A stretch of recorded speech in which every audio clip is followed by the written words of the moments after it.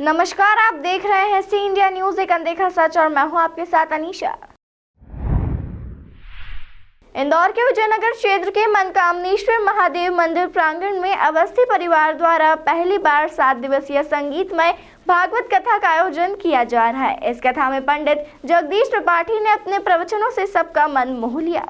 दरअसल इंदौर के विजयनगर क्षेत्र के मनकामनेश्वर महादेव मंदिर प्रांगण में अवस्थी परिवार द्वारा पहली बार 7 दिवसीय संगीतमय भागवत कथा का आयोजन किया जा रहा है, जिसमें सागर जिले के महान कथावाचक पंडित जगदीश त्रिपाठी द्वारा क्षेत्र की जनता को अपने प्रवचनों से मंत्रमुग्ध कर दिया। वहीं पंडित जगदीश त्रिपाठी ने देश में बढ़ते कोरोना को लेकर कहा कि मंत्रों के उच्चार से कोरोना कभी आपके पास नहीं आएगा, और बताया कि इंसान सही अवस्था में बैठकर ओम नमो भगवते वासुदेवाय का जाप सुबह सूर्यास्त के पहले और दोपहर को जब सूर्य सिर पर चढ़ जाता है, इसी के साथ सूर्य डूबने के बाद अगर इस जाप को कर ले तो कोरोना कभी आपके पास नहीं आ सकता है। हमारे यहाँ अष्टांग योग का विधान कपिल देव महाराज ने सबसे पहले कहा है, जब हमारी आंतरिक शक्ति मजबूत होगी तो बाहर में शक्ति का प्रभाव होते हुए भी हम पर घातक प्रभाव नहीं होगा। माना कि जैसे सूर्योदय होगा तो सूर्य का प्रभाव तो होगा, भले ही वो अंदर कमरे में बैठा हुआ है। इसी प्रकार से जब हम अपनी श्वास प्रणाली को मजबूत कर लेते हैं,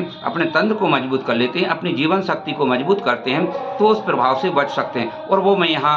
अपने सभी श्रोताओं को, भक्तजनों को भी अष्टांग योग के आधार से और पंचकोशी जो हमारी शरीर की संरचना है, उसमें अन्नमय कोश जो बाह्य में दृष्टिगत तत्व होता है, जो हमें दृष्टिभाषित हो रहा है, उसके लिए सुदृढ़ता के लिए भी हम उनका अनुसरण करने के लिए बताते हैं। सही अवस्था में बैठकर ओम नमो भगवते वासुदेवाय मंत्र का जाप करते हैं तो निश्चित तौर से वासुदेवाय माने जीवन रक्षा करने वाला, तो ये जो शब्दों का समुच्चय है, इस शब्दों से निकलने वाला नाद एक तरंग धैर्य पैदा करता है, जो हमारे चारों ओर